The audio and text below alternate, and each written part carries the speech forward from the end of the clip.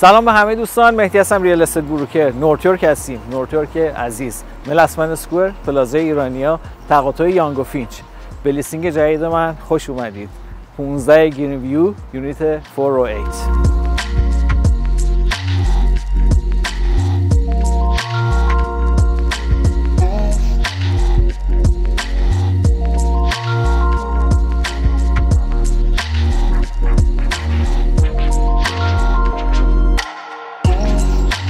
15 گرین ویو هستیم، یونیت 408. ساختمانی که توسط بیلدر معروف ترایدل ساخته شده. این یونیت یک خواب و یک دن داره. وقتی تو این بیلدینگ صحبت از دن میکنید، شما عملا یک اتاق خواب دیگه دارید. این یونیت به تازگی رینوویت شده، از کف تا سقف با اپلاینس نو، و شما میتونید از همه این امکانات لذت ببرید.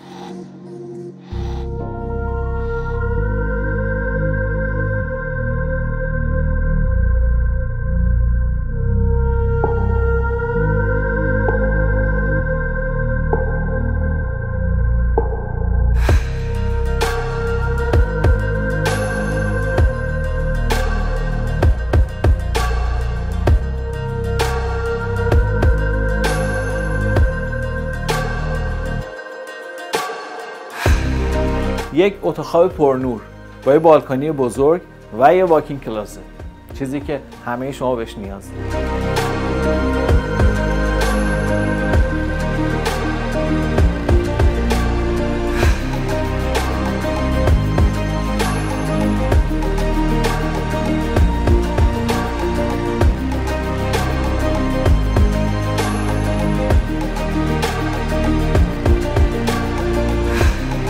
ممنون از اینکه این ویدیو رو نگاه کردید. اگه میخواید یونیت رو نزدیک ببینید، با شماره من تماس بگیرید. 647-989-2641.